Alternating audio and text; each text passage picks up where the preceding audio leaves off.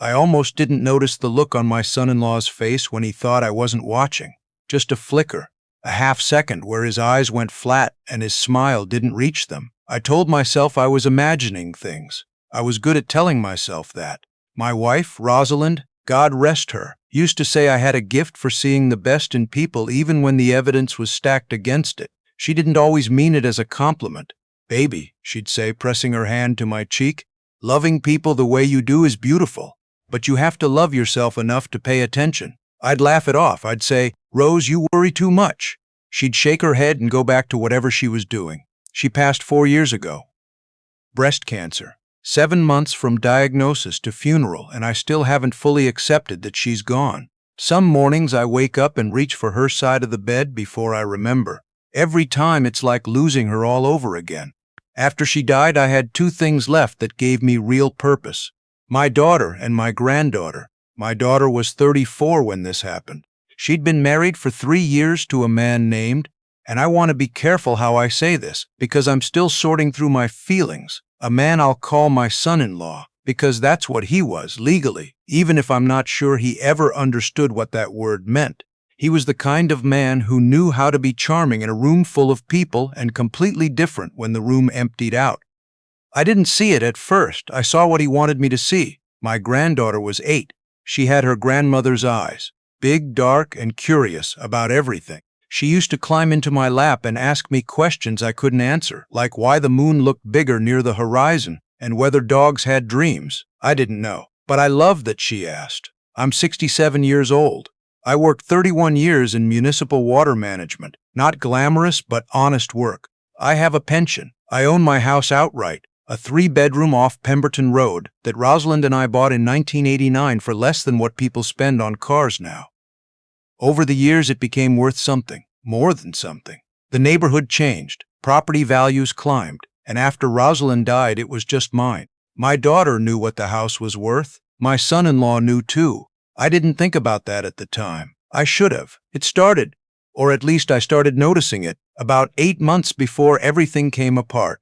My daughter called me one Thursday evening, which wasn't unusual, but the way she called was different, careful, like she'd rehearsed. "Daddy," she said, "have you thought any more about the future, about what happens to the house?" I told her I had a will. She knew that. Everything was going to her.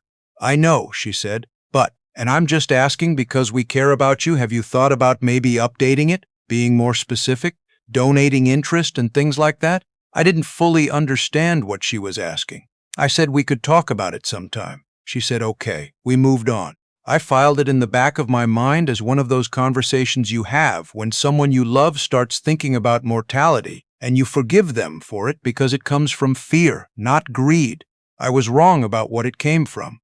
Over the next few months, my son-in-law started coming around more, not with my daughter, alone. He'd stop by on a Saturday morning with coffee, sit at my kitchen table, and talk. I liked it, honestly. I'd been lonely since Rosalind. He'd ask about my work, my history, the neighborhood. He seemed genuinely interested. He'd bring up the house sometimes, but lightly, like it was just conversation. "You ever think about simplifying, sir? Maybe something smaller?" I'd say I was fine where I was. He'd nod and change the subject. What I didn't know, what I found out much later, was that he'd been doing research, not casual research. He'd looked up the deed. He'd contacted a real estate attorney. He'd been building something, slowly and quietly, the way you build something when you need to make sure the other person doesn't see it coming. My daughter, in those months, was different. She still called. She still brought my granddaughter over on Sundays, but she was quieter than usual. Distracted. She'd look at her phone too much. She'd leave earlier than she used to. Once, when my granddaughter ran ahead of her to the car, I caught my daughter looking back at the house with an expression I couldn't read. Not longing, something else. I asked if she was okay. She said she was tired. I believed her. The moment things cracked open happened on a Tuesday, and it didn't happen to me. It happened because of a woman named, I'll call her my attorney, because that's how I think of her now. A woman I'd hired 2 years earlier to help me update my estate documents after Rosalind died. She was thorough and direct, and she did not mess around, which is exactly why I trusted her. She called me on a Tuesday morning while I was drinking coffee on the back porch. "I need you to come in," she said. "Today, if possible." I asked if something was wrong. She paused. I'd rather talk in person. I drove to her office that afternoon. She closed the door behind me, which she didn't usually do, and she sat down across from me and folded her hands on her desk the way people do when they have something hard to say. She told me that she'd been contacted by another attorney, someone representing a third party who wanted to discuss a possible property matter involving my home. I said I didn't understand. She said the contact had come through what appeared to be a real estate transaction inquiry. But when she looked closer at the documentation attached, she found something that made her stop cold. Someone had submitted paperwork, a notarized power of attorney document that bore my name and what appeared to be my signature, authorizing another party to act on my behalf in real estate matters. I had never signed any such document. She slid a copy across the desk. I looked at it. My name was there. The signature looked like mine, but I had not signed it. I had never seen this paper before in my life. I felt the room tilt. Who submitted this? I asked. She told me. The name on the document representing the authorizing party was my son-in-law. I sat there for a long moment. I heard the air conditioning hum. I heard a phone ring somewhere down the hall. I heard my own breathing, slower than it should have been. What does this mean? I asked, though part of me already knew. She explained it carefully and without softening it, which I appreciated later, even though, in the moment, it was like being walked through something that couldn't be real. If the document had been accepted and processed, it would have given my son-in-law the legal authority to conduct real estate transactions in my name, to refinance, to sell. She said the inquiring attorney had reached out because something in the documentation flagged it in their system, an irregularity in the notary stamp that triggered a secondary verification request. That verification request had landed on my attorney's desk. They were going to use it, she said quietly. This wasn't exploratory. This was the next step. I thought about my daughter. I thought about all those Sunday visits, my granddaughter's questions about the moon, my son-in-law, and his Saturday morning coffee. I asked my attorney what I should do. She said she'd already made a call. 2 days later, I sat in a different kind of office, the kind with no windows and too much fluorescent light, and 2 men from the state attorney fraud division who asked me to go through everything I knew from the beginning and not leave anything out.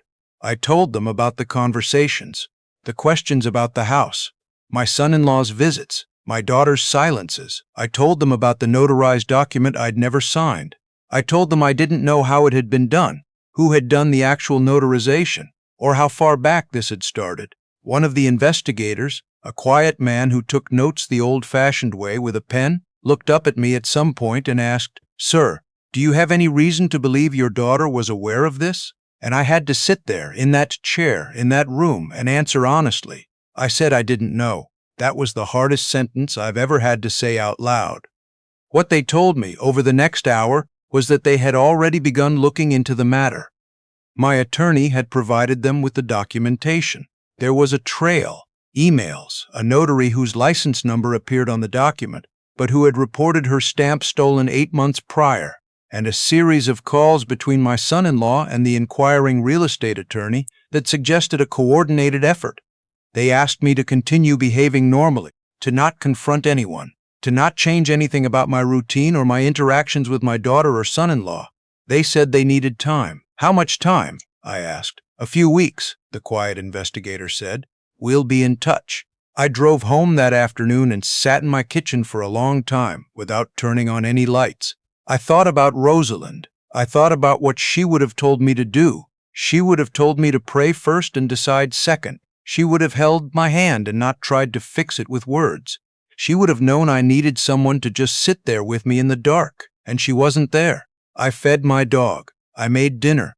I watched the news without hearing any of it. The weeks they asked for turned into 5. 5 weeks of Sunday dinners with my daughter and my granddaughter. 5 weeks of my son-in-law asking me how I was feeling and whether I'd had my annual checkup and whether I'd thought any more about simplifying. 5 weeks of me saying I was fine and maybe and not yet, while knowing what I knew. I want to be honest about something. There were moments in those 5 weeks when I almost said something, when my daughter would call and she'd sound genuinely warm, genuinely herself, the way she used to be before all of this, and I'd think, maybe she doesn't know. Maybe she married someone who kept this from her. Maybe she's as much a victim as I am. And there were other moments when I'd remember the expression on her face looking back at my house, and I'd go quiet inside. I don't know which version is the truth, even now. Maybe that's the part I'll carry longest. On a Wednesday afternoon in October, my attorney called. "It's happening today," she said. "The investigators want you to be available by phone. Don't go anywhere." I sat on my back porch. I watched a squirrel argue with a bird feeder. I drank 3 cups of coffee. My hands were steadier than I expected. At 2:17 in the afternoon, my son-in-law was taken into custody. I know the exact time because I wrote it down in a notebook I've kept on my nightstand since Rosalind died. I don't always write in it, but I wrote that down. The investigators called me an hour later. They explained what had happened. They explained that as they dug deeper, they'd found the false notarization had been arranged through a contact of my son-in-law's, someone who had been paid to create a fraudulent document. They'd found the money transfer. They'd found the emails. They had what they needed. They also told me, and this is the part that cracked something open in my chest that I don't think will ever fully close, that my daughter had been aware, not of every step, but enough. She had known the document existed. She had known what her husband was planning. She had not told me. She had sat across from me at my own dinner table, eaten my food, let my granddaughter climb into my lap, and she had not told me. I didn't say anything for a moment. The investigator waited. "Is my granddaughter safe?" I asked. He said yes. She was with a neighbor. A social worker was involved. There were other family members on my daughter's side who could step in. I said thank you. I said I needed to go. I hung up the phone and sat there until the sun went down. I've thought a lot about what I want to say about my daughter, because she is still my daughter. She was still the little girl who used to fall asleep watching cartoons with her head on my shoulder. She was still the person I called first when Rosalind died. Not because she was closest, but because she was mine. She still has her mother's chin and her grandmother's stubbornness, and all of those things are still true, and she chose to let someone take my home. She chose not to warn me. I don't know what she told herself to make that okay. I don't know if she believed it wouldn't really happen, or if she convinced herself I'd never find out, or if she just stopped thinking about me as a person who mattered and started thinking about me as a problem to be solved. I may never know. What I do know is that the house is still mine. The deed is still in my name. The fraudulent document was invalidated before a single transaction could be processed. I know that because my attorney made one phone call on the right day, and because a notary reported her stolen stamp instead of staying quiet, and because the right pair of eyes caught an irregularity that could have been ignored. My son-in-law has been charged. My daughter is cooperating with investigators. I have been told there may be a plea deal that reduces what happens to her. I was asked if I had any objection. I said I needed time to think about it. That was 3 months ago. I'm still thinking. My granddaughter is staying with her aunt, my daughter's older sister, who I've always liked and who called me the day after everything came out and cried on the phone and apologized on behalf of the whole family, even though none of it was her fault. I told her not to apologize. She said she didn't know how else to start. I understood that. I see my granddaughter on Saturdays now. We meet at the park near her aunt's house. She's still 8. She still asks me questions I can't answer. Last week she asked me stars ever got lonely. I told her I didn't think they did because there were so many of them. She thought about that for a moment and then she said, "But what if you can see all of them from far away and none of them from close up?" I didn't know what to say to that. I pulled her in close and held her for a while. She let me. There's something Rosalind said to me years ago that I keep coming back to. We were talking about someone else at the time, a neighbor who'd had a falling out with their kids. And she said, "The hardest thing about loving family is that you have to keep deciding to love them. It doesn't just happen. You keep choosing it even when it costs you." I thought I understood what she meant at the time. I think I understand it better now. I'm not ready to say I've forgiven my daughter. I'm not sure forgiveness is something you decide all at once. I think it might be something you come to gradually and not always in a straight line, and some days you're further along than others. What I can say is that I still love her. That hasn't gone anywhere. I don't know what to do with that love right now. I'm carrying it with me and trying to figure out where it belongs. The house on Pemberton Road is quiet these days. I make coffee in the morning and I sit on the back porch and I watch the yard. The squirrel is still at war with the bird feeder. The maple tree in the corner has started turning. October always made Rosalind happy. She said it was proof that something could change completely and still be beautiful. I think about that a lot now. I'm 67 years old. I've lost a wife, and in a different way I've lost a daughter, at least for now. I still have a granddaughter who asks about stars. I still have a house I paid for with 31 years of work that belongs to me and no one else. I still have mornings. Rosalind always said I was too stubborn for my own good. She was right about a lot of things. But I think in this case, the stubbornness might have saved me. The stubbornness, and one attorney who didn't look away when something seemed wrong, and a notary who did the right thing even when it was inconvenient. Pay attention to the people who tell you the truth, even when it costs them something. They're the ones worth holding on to, and pay attention to the small moments you'd rather not see. The flat look behind a smile, the question that's asked a little too carefully, the face that turns back to look at what you have. Because sometimes the people who love you don't look like what you imagined, and sometimes the people you trusted look exactly like what they are. I'm still learning the difference.